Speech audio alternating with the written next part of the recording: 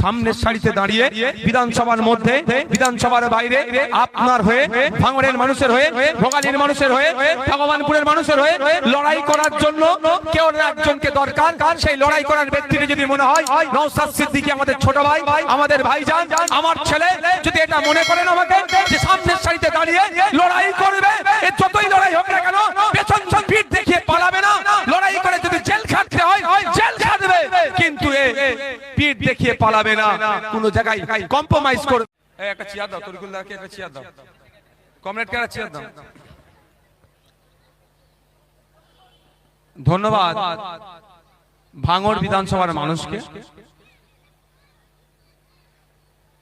তারা 2021 সালে স্রোতের বিপক্ষে গিয়ে যে দৃষ্টান্ত তৈরি করেছিল,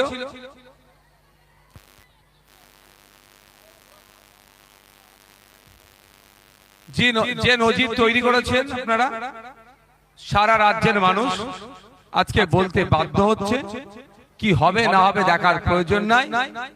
এই 2026 নির্বাচন আসছে, ভাঙড়ের বিধায়কের মতো 10টা বিধায়ক আমাদেরকে আইনসভার মধ্যে পাঠাতে হবে।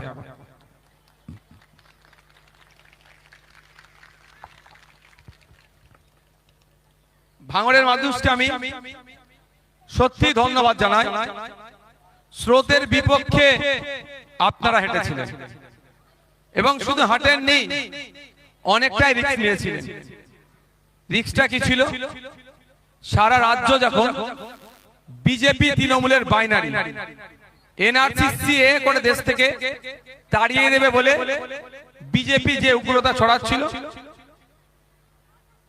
যে কি হয়েছে, কি হুয়া, চেয়ার নিয়ে না, চেয়ার নিয়ে বসো, এলাম এদিকে চলে আসো, এটা চেয়ার আছে, চলে আসো, চলে আসো।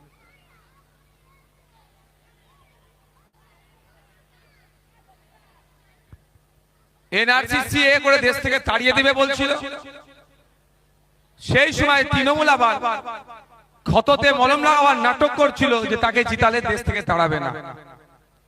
ঠিক সেই সময় মালদা, মুর্শিদাবাদ, দিনাজপুর থেকে শুরু করে ঝাড়গ্রাম, পুরুলিয়া, হাওড়া, হুগলির মানুষ এই বাইনারির শিকার হয়ে গিয়েছিল।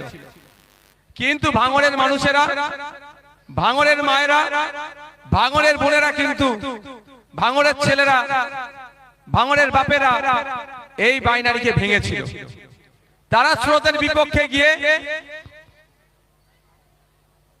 স্রোতের বিপক্ষে গিয়ে রাজ্যের মানুষকে এটা বার্তা দিয়েছে যে না, তৃণমূল বিজেপি তৈরি করা বাইনারিকে আমরা প্রতিহত করেছি।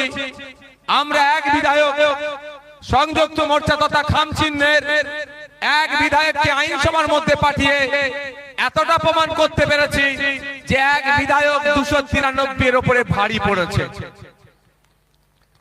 ভাই আপনাদের পেছনে বসে আছে, আপনারা পিছিয়ে যান না, আপনি এগিয়ে এসেছেন, লাল গেঞ্জি পরে যাচ্ছে, এটা পিছিয়ে যান ভাই,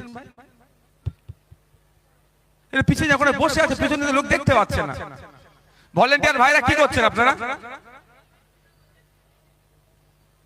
পিছনে যারা বসে আছে তাদের যদি অসুবিধা হয়ে যায়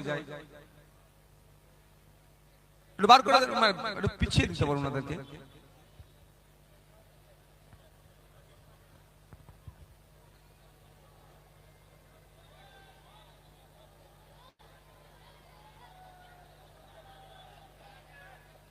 আচ্ছা, আপনারা যেখানে বসে আছেন তার নিচে কি কোনো চট আছে?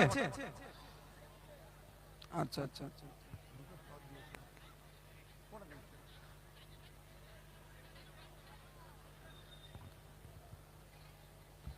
আজকে এখানে দাঁড়িয়ে আজকে আমরা একটা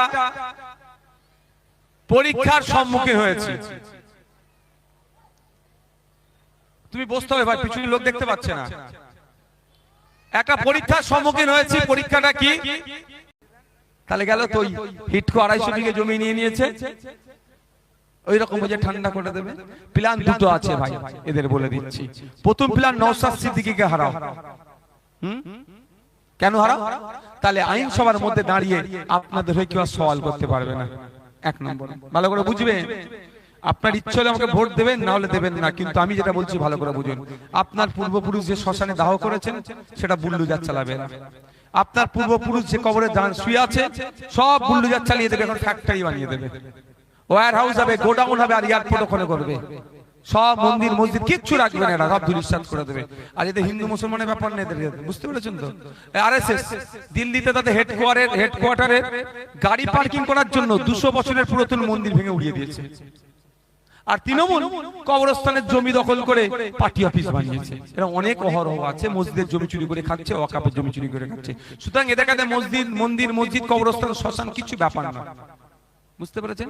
তো এর বিরুদ্ধে যদি মনে করেন, যদি এই ধরনের কোনো অপচিন্তা করে, সামনের সারিতে দাঁড়িয়ে বিধানসভার মধ্যে, বিধানসভার বাইরে আপনার হয়ে, ভাঙড়ের মানুষের হয়ে, ভোগালীর মানুষের হয়ে, ভগবানপুরের মানুষের হয়ে লড়াই করার জন্য কেউ একজনকে দরকার।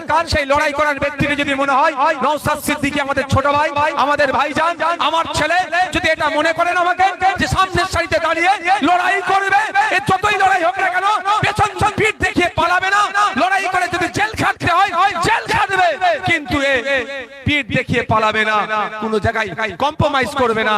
তাহলে বলবো কারো কোনো লোভের কাছে আত্মসমর্পণ করবেন না, কোনো প্ররোচনায় পা দেবেন না, কারো ফাঁদে পড়ে যাবেন না। 29 এপ্রিল খামচিন্দে ভোট দিন, 4 মে আমি বিজয়ী সার্টিফিকেট নিয়ে আসবো, তারপরে দেখে নেবো এই দিকে কে চোখ তুলে তাকায়। আর একটা কথা বলি, 8টা থানা হয়েছে ভাঙড়ে, 7টা থানা এখন আলাদা হয়েছে, একটা থানাতে 2টো থানা চলছে, তাই তো? আপনার কি মনে হয় নওশাদ সিদ্দিকীকে আটকানোর জন্য 8টা থানা করেছে? বলুন আপনারা, আপনাদের কি মনে হয় আমাকে আটকানোর জন্য 8টা থানা হয়েছে? তাহলে আমার বাড়ির সামনে 4টে থানা তৈরি করে দেওয়ার তো। এর টার্গেটটা আমাকে আটকানোর জন্য নয়।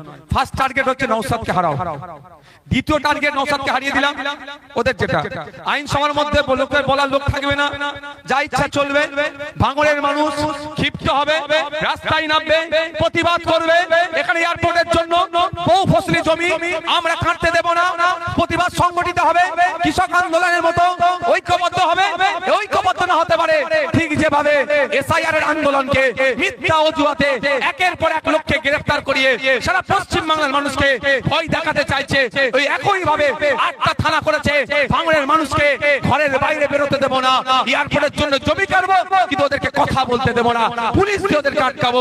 এই প্ল্যানটা কিন্তু মমতা ব্যানার্জি অনেক আগে করে রেখেছে। কি বলছি বুঝে আসছে মাথা? আপনাকে আমার ভালো নাও লাগতে পারে, হতেই পারে, কিন্তু আমি এতটুকু বলবো, এবার ভোটটা আমাকে ভোটটা এই জন্যই আপনাকে দিতে হবে। আপনার বাড়ি ঘরদোর বাঁচানোর লড়াই আপনার সাথে কে থাকবে সেটা আপনি ডিসাইড করুন। যদি মনে করে যে নওশাদ ভাই যে আমার সাথে অন্যায় হলে এই লড়াইটা করবে, তাহলে আপনি আমাকে ভোটটা দেবেন। কি বলছি বুঝতে পেরেছেন কেন 8টা থানা করেছে? আচ্ছা, রহস্যটা কি বুঝতে পারলেন? এই থানা করা রহস্যটা এটাই যে যদি পাবলিক বেরিয়ে প্রোটেস্ট করে, পাবলিককে পুলিশ দিয়ে আটকাবো, ওই জন্য থানাটা মমতা ব্যানার্জি করেছে। সমস্যা হচ্ছে কি জানেন, বন্ধু আর শত্রু চিনতে পারিনি আমরা। আমাদের